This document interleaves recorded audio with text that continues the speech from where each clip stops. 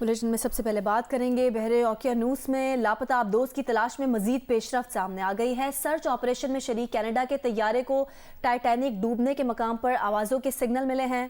बरतानवी अखबार के मुताबिक रेस्क्यू मिशन में मसरूफ कैनेडियन तैयारे में मौजूद आलात ने टाइटैनिक डूबने के मकाम पर मखसूस आवाज़ें आने की निशानदही की है। ये आवाज़ें हर 30 मिनट बाद सुनाई दे रही हैं। अमरीकी कोस्ट गार्ड्स ने भी तस्दीक कर दी है कि आबदोज की तलाश के दौरान कैनेडियन तैयारे ने समंदर के अंदर सिग्नल्स का पता लगाया है। बरतानवी अखबार के मुताबिक अमेरिका से भारी मशीनरी के साथ कार्गो जहाज कनाडा पहुंच गया है। मशीनरी को बहरी जहाज पर नस्ब करके समंदर में भेजा जाएगा। होराइजन आर्कटिक जहाज टाइटैनिक पॉइंट तक 15 घंटे में पहुंचेगा।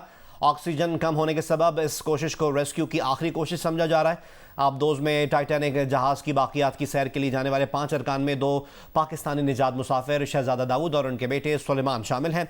रिपोर्ट्स के मुताबिक आबदोज में जुमेरात यानी कल तक की ऑक्सीजन का जखीरा है।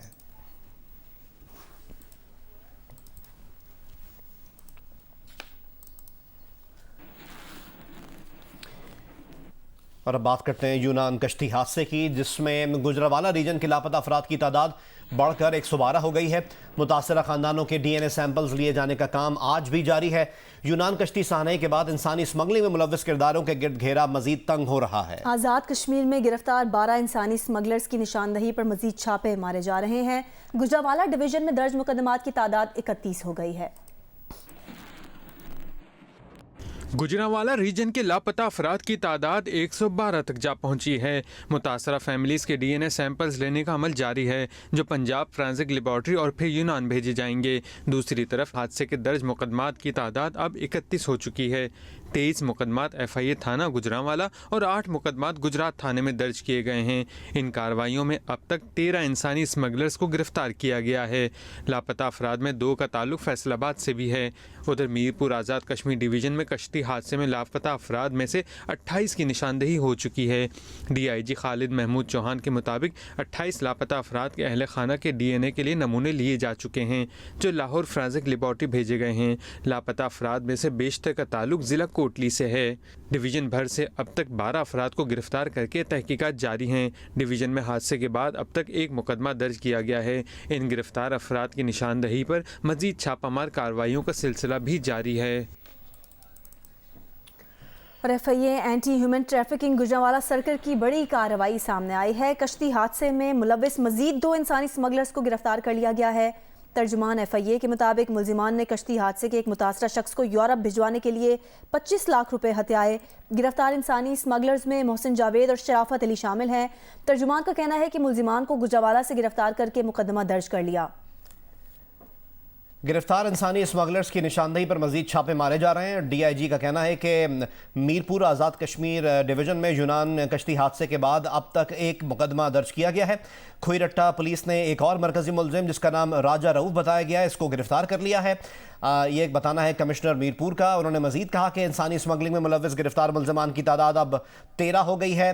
कमिश्नर मीरपुर ने मजीद कहा कि मुलजिम रऊफ के 2 सगे भतीजे और 2 भांजे भी कश्ती हादसे का शिकार हुए हैं।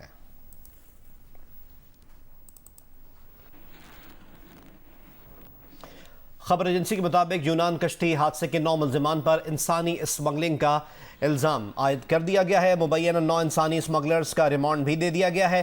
खबर एजेंसी के मुताबिक इन अफराद को गुज़िश्ता हफ्ते कलमाता की बंदरगाह से गिरफ्तार किया गया था। मुलजिमान की उम्रें 20 से 40 साल के दरमियान है। खबर एजेंसी के मुताबिक मुलजिमान पर कत्ल और जराइम पेशा तंजीम बनाने का इल्ज़ाम है। इल्ज़ाम साबित होने पर मुलजिमान को उम्र कैद हो सकती है। मुलजिमान ने मजिस्ट्रेट के सामने अपने ऊपर लगाए इल्ज़ामात से इनकार किया है।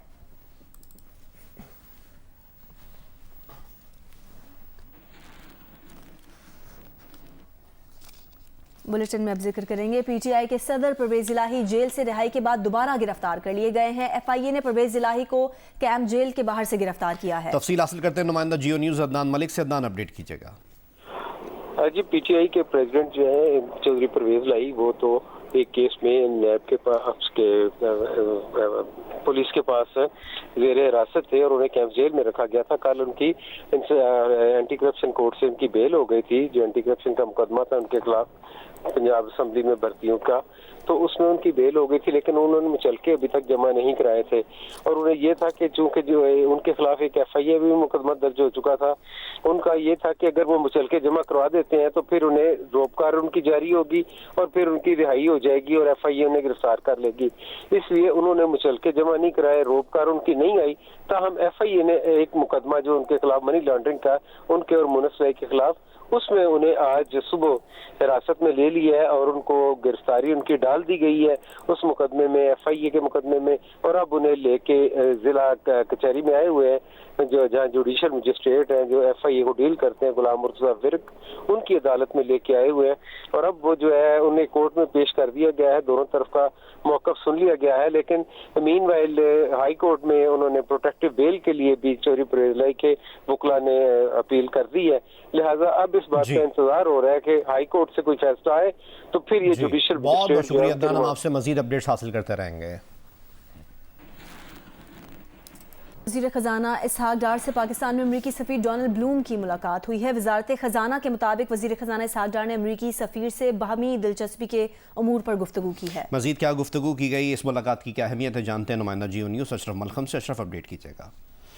ये जैसे जैसे 30 जून का तारीख करीब आती जा रही है, पाकिस्तान की तरफ से भरपूर एफर्ट हो रही है कि IMF के साथ प्रोग्राम बहाल हो जाए जो सस्पेंड है, और 30 जून आखिरी तारीख है। इसके बाद प्रोग्राम जब वैसे ही खत्म हो जाएगा, इसलिए पाकिस्तान की तरफ से जो कोशिशें उन्होंने वज़ीर ख़ज़ाना पिछले दिनों में मुतअद्दिद ममालिक के सफ़ीरों से मिले हैं जो कि इसमें किरदार अदा कर सकते हैं। आज इस सिलसिले में हमारी इत्तला के मुताबिक पाकिस्तान में अमरीकी सफ़ीर डोनाल्ड ब्लूम से उन्होंने मुलाकात की, जिसमें पाकिस्तान की सियासी सूरत हाल है, साथ साथ जो पाकिस्तान की इक़्तिसादी सूरत हाल है और जिस तरह के पाकिस्तान को मसाइल हैं सारे उनके सामने रखा रहे, उनके साथ जो पेशगी शराइत पर अमल दरामद उस पर भी उनको आगाह किया। साथ ही हमारी इत्तला के मुताबिक उनसे दरख्वास्त की गई है कि इस प्रोग्राम की बहाली के लिए अमरीका अपना किरदार अदा करे। जी बहुत बहुत शुक्रिया अशरफ हमें अपडेट करने के लिए।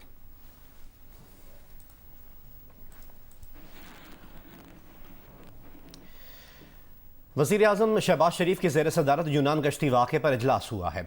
इस इजलास में वज़ीर आज़म शहबाज शरीफ को यूनान के करीब बहरा रोम में कश्ती उलटने के वाक़े पर तफसीली ब्रीफिंग दी गई। वज़ीर आज़म ने कश्ती वाक़े के ज़िम्मेदारान को जल्द कैफर किरदार तक पहुँचाने की हिदायत की। इजलास में इजहार बरहमी करते हुए वज़ीर आज़म का कहना था कि इंसानी स्मगलर्स की कार्रवाइयाँ बर वक्त क्यों ना रोकी गईं। मुतासरा लोगों का जिन अजला से ताल्लुक़ है वहाँ की इंतज़ामिया ने मुलविस एजेंट्स की कार्रवाइयों का बर वक्त नोटिस क्यों ना लिया। वज़ीर आज़म ने तहकीकाती कमेटी को कार्रवाई मुकम्मल करके वाक़े की जल्द रिपोर्ट पेश करने की भी हिदायत दी। वज़ीर आज़म ने कहा कि वज़ीर दाखिला तहकीकात की निगरानी और ज़िम्मेदारों को सज़ा दिलवाने के लिए ज़रूरी कानून साजी के लिए तजावीज़ मुरतब करें।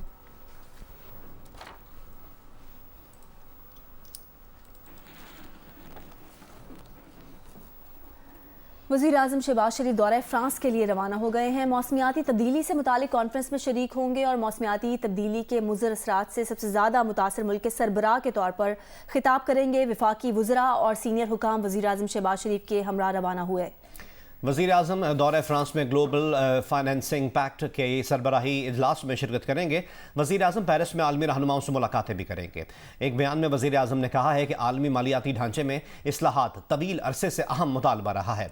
वो आलमी मालियाती इदारों की तंजीम नौ की ज़रूरत पर मौक़िफ़ पेश करेंगे।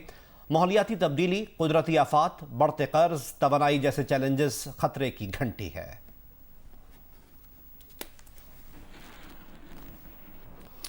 मुल्तान में गुज़िश्ता रोज़ 3 ख़वातीन के कत्ल का मुलजिम लाहौर से गिरफ्तार किया गया है। RPO मुल्तान के मुताबिक मुलजिम जाहिद ने जायदाद तनाज़े पर खाला, इसकी बेटी और एक रिश्तेदार खातून को कत्ल किया था। मुलजिम तहरे कत्ल की वारदात के बाद लाहौर रोपोश हो गया था। मुलजिम को लोकेशन ट्रेस होने पर फारूकगंज से गिरफ्तार कर लिया गया। मुलजिम से आला कत्ल बरामद कर लिया गया। तफ्तीश शुरू कर दी गई है।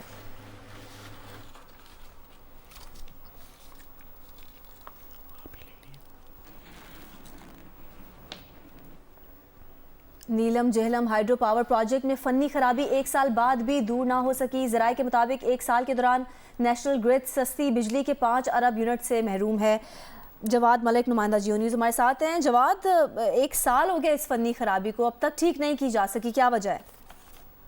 जी बिल्कुल, एक साल पहले इसमें एक टेक्निकल फॉल्ट आया था और इसकी जो टनल थी, सुरंग थी, वो बैठ गई थी, उसमें क्रैक्स आ गए थे। तो उसके बाद यहाँ से बिजली की जो पैदावार है उसको बंद कर दी गई थी और फिर बहाली का काम शुरू कर दिया गया था। तब ये ऐलान किया गया था कि इसमें जो बहाली में चंद माह लगेंगे और उसके बाद बिजली सिस्टम में आ जाएगी। 969 मेगावाट की सस्ती बिजली सिस्टम में आना थी।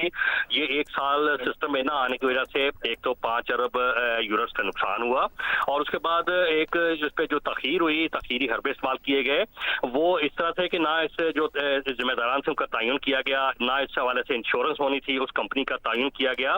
तो इस हवाले से खासे लैब्स सामने आए हैं।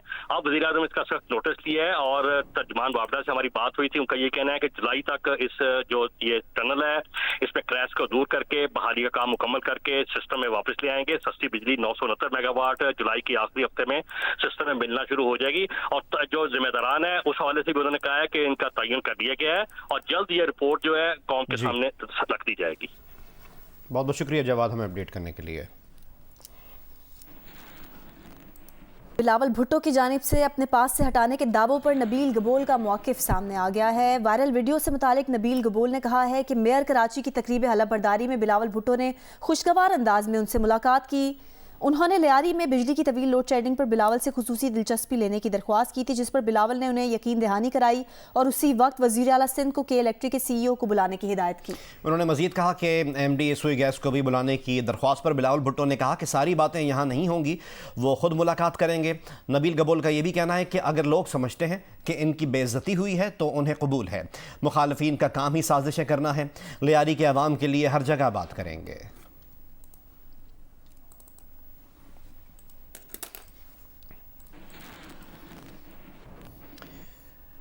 फास्ट बॉलर हारिस रऊफ का कहना है कि इनका फोकस सिर्फ वाइट बॉल टेस्ट क्रिकेट भी खेलना चाहते हैं, वाइट बॉल है, टेस्ट क्रिकेट भी खेलना चाहते हैं। जियो न्यूज़ से खुसूसी गुफ्तगू करते हुए कहा कि 2 T20 वर्ल्ड कप खेल चुके हैं, अब ICC वर्ल्ड कप में खेलना और पाकिस्तान के लिए बेहतरीन परफॉर्म करना ख्वाब है। फास्ट बॉलर हारिस रऊफ हमारे साथ हैं। हारिस, एक तो ये बताएं टेस्ट टीम का तो हिस्सा नहीं है लेकिन फिर भी आप जान मार रहे हैं।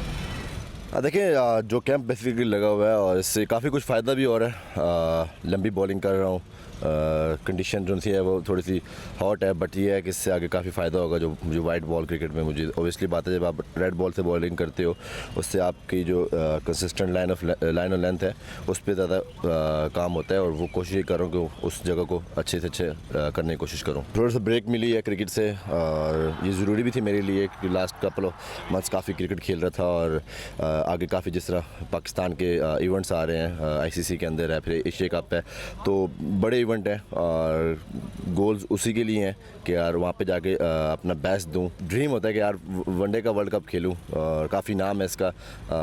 इस वर्ल्ड कप के अंदर कोशिश यही करूँगा कि अपना बेस्ट दूं कहीं किसी भी सिचुएशन पे, जिस तरह अगर इंडिया में हमारे मैचेस होते हैं, और कोशिश यही करूँगा कि उसकी प्रिपरेशन इतनी करके जाऊँ कि वहाँ पे मेरे लिए इतना कोई टफ टाइम ना हो मेरे लिए।